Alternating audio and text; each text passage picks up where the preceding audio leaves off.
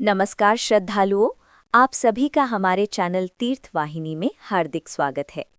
आज हम बात करने जा रहे हैं लिंग पुराण के विषय में। लिंग पुराण ये हमें ये बताता है कि लिंग केवल प्रतीक नहीं बल्कि स्वयं अनंत ब्रह्म का स्वरूप है। यहीं से शिव तत्व की उत्पत्ति, सृष्टि का रहस्य और महादेव की महिमा का गूढ़ ज्ञान मिलता है। ये पुराण सिखाता है कि जो लिंग की उपासना करता है वो जन्म मृत्यु के बंधन से मुक्त होता है। आज के इस वीडियो में हम जानेंगे लिंग पुराण की अद्भुत कथाएं, रहस्य और शिव भक्ति का परम मार्ग। नमस्कार। आज हम एक बहुत ही गहरे और प्राचीन ग्रंथ में उतरने वाले हैं, लिंग पुराण। अब ये सिर्फ भगवान शिव को समर्पित एक किताब नहीं है, बल्कि इसकी कहानियां, इसके प्रतीक, वो हमें आज भी बहुत कुछ सिखा सकते हैं। तो चलिए साथ मिलकर इस ज्ञान की यात्रा की शुरुआत करते हैं। तो सबसे पहला और शायद सबसे बड़ा सवाल जो दिमाग में आता है वो ये है कि शिवलिंग का असली मतलब क्या है ना? क्या ये सिर्फ एक पूजनीय मूर्ति है या फिर इसका कोई बहुत ही गहरा, कोई फिलॉसफिकल मतलब भी है? आइए इस चर्चा में हम जो आम धारणाएं हैं उनसे थोड़ा आगे बढ़ेंगे और इसके असली सार को खोजने की कोशिश करेंगे। अच्छा, तो शिवलिंग की जड़ तक पहुंचने के लिए ना हमें लिंग पुराण की एक बहुत ही मशहूर कहानी सुननी होगी। ये कहानी है एक ऐसे अंतहीन प्रकाश स्तंभ की, एक ऐसी रोशनी की जिसने ब्रह्मांड के दो सबसे ताकतवर देवताओं को चुनौती दे डाली। तो कहानी की शुरुआत होती है एक बहस से। देखिए, एक तरफ थे सृष्टि के रचयिता ब्रह्मा और दूसरी तरफ पालक विष्णु, और दोनों के बीच ये बात छिड़ गई कि भाई दोनों में से ज्यादा महान कौन है। आप सोचिए, ये कोई मामूली टकराव नहीं था, ये तो अहंकार का टकराव था और इसका हल भी कोई साधारण नहीं हो सकता था। और फिर जब वो दोनों बहस कर ही रहे थे कि बीच में एक अद्भुत घटना घटी।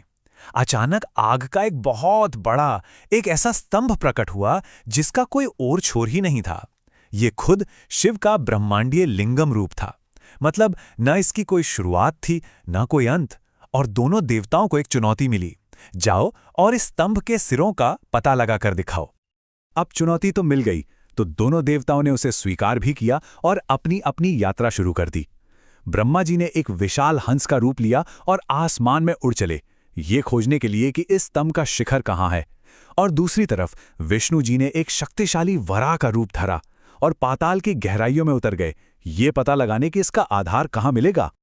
हजारों साल तक खोजने के बाद भी दोनों में से कोई भी उस स्तंभ का अंत नहीं ढूंढ पाया। अब देखिए, विष्णु जी ने तो विनम्रता से अपनी हार मान ली। उन्होंने स्वीकार किया कि वो इसका छोर नहीं खोज सकते। लेकिन ब्रह्मा जी, वो अपने अहंकार में एक झूठ बोल गए। उन्होंने दावा कर दिया कि हाँ, मैं तो शिखर तक पहुंच गया था, और सबूत के तौर पर उन्होंने एक केतकी का फूल भी दिखा दिया। लेकिन शिव तो सब जानते थे। वो ब्रह्मा के इस झूठ पर प्रकट हुए और बहुत क्रोधित हुए। उन्होंने ब्रह्मा को श्राप दे दिया कि धरती पर तुम्हारी कभी पूजा नहीं होगी और तुम्हारे सम्मान में कोई मंदिर नहीं बनाया जाएगा। तो देखिए, ये कहानी हमें कितनी बड़ी बात सिखाती है, विनम्रता और सच्चाई का महत्व।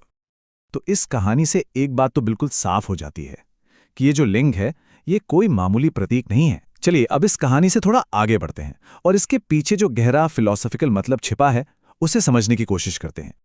सबसे पहले तो लिंग शब्द को ही समझ लेते हैं। संस्कृत में इसका सीधा सा मतलब है चिन्ह या निशान।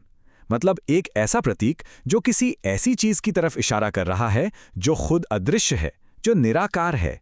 ये बस उस परम सत्य की एक पहचान है। जैसा कि लिंग पुराण में कहा गया है, जो परम सत्य है यानी शिव, उनका ना कोई रूप है, ना रंग, ना कोई गुण, वो हर तरह की परिभाषा से परे हैं।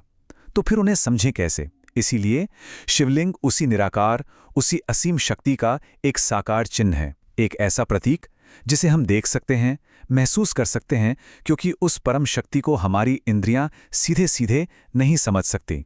ये जो श्लोक है, ये इस बात को और भी गहरा कर देता है।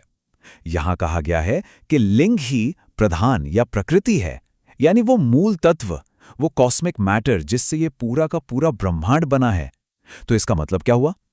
इसका मतलब ये हुआ कि लिंग सिर्फ शिव का प्रतीक नहीं है, बल्कि पूरी सृष्टि का जो स्रोत है, ये उसका प्रतीक है।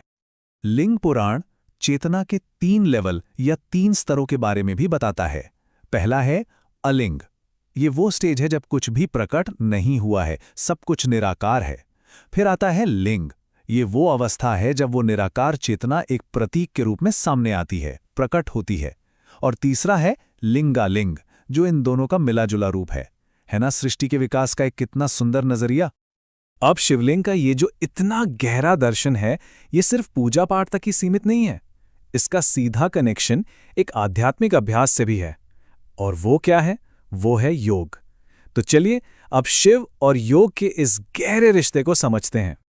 भगवान शिव को आदि योगी भी कहा जाता है, मतलब सबसे पहला योगी। उन्हें योगाचार्य भी मानते हैं, यानी योग का सबसे बड़ा टीचर।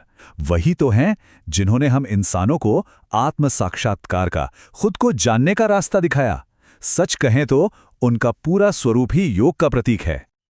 और आपको पता है, लिंग पुराण में किसी एक तरह के योग की बात नहीं है, बल्कि 5 अलग अलग तरह के योग के रास्ते बताए गए हैं। मंत्र योग है, यानी पवित्र मंत्रों का जाप। स्पर्श योग है, जिसे हम अष्टांग योग की तरह समझ सकते हैं। भाव योग है, जो मन से की जाने वाली पूजा है। अभाव योग है, जिसमें निराकार का ध्यान किया जाता है। और फिर है महायोग, जो इन सब रास्तों को एक साथ जोड़ता है। मतलब ये ग्रंथ दिखाता है कि योग कितना विशाल और व्यापक है। तो योग की बात तो हो गई, पर इसके अलावा भी ये पुराण हमें ब्रह्मांड की रचना के बारे में बताता है, ये कैसे चलता है इसके बारे में बताता है। और हाँ, साथ ही जीवन जीने के लिए कुछ बहुत ही जरूरी नैतिक शिक्षाएं भी देता है। इस ग्रंथ के मुताबिक शिव ही इस सृष्टि के क्रिएटर, सस्टेनर और डिस्ट्रॉयर हैं। मतलब वही बनाते हैं, वही पालते हैं और वही संहार करते हैं। ये पूरा का पूरा ब्रह्मांड असल में उनके तांडव नृत्य की एक लय है। पुराण ये भी बताता है कि दुनिया पंचभूतों यानी 5 तत्वों से बनी है। और कमाल की बात यह है कि सारे ग्रह और तारे अपनी ऊर्जा सूर्य से लेते हैं और आखिर में उसी में वापस समा जाते हैं। और अब इस पूरे ग्रंथ का जो सार है, जो सबसे जरूरी बात है, वो इस एक लाइन में छिपी है कि भगवान की सबसे बड़ी पूजा क्या है? कोई बड़ा अनुष्ठान नहीं। सबसे बड़ी पूजा है हर किसी की मदद करना, हर प्राणी के लिए अपने दिल में दया रखना। असल में यही सच्ची शिव भक्ति है। तो ये थी इस प्राचीन ग्रंथ की एक छोटी, लेकिन मुझे उम्मीद है एक गहरी यात्रा। चलिए अब एक बार जल्दी से उन खास बातों को दोहरा लेते हैं जो हमने इस सफर में सीखी। तो हमने क्या क्या समझा? पहली बात कि लिंग पुराण सिर्फ कहानियों की किताब नहीं है।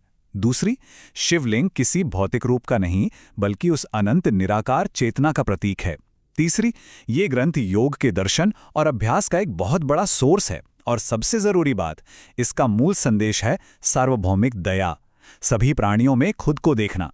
देखा जाए तो ये एक कहानी से शुरू होकर एक बहुत गहरे दर्शन तक की यात्रा थी। और आखिर में एक सवाल हम सब के लिए, आज के इस मॉडर्न जमाने में इस हजारों साल पुराने ज्ञान से हम क्या सीख सकते हैं? शायद विनम्रता, सच्चाई और सबके लिए करुणा का भाव। ये वो शिक्षाएं हैं जो शायद कभी पुरानी नहीं होंगी। इनकी जरूरत तो हमेशा रहेगी, है ना? इस पर सोचिएगा जरूर।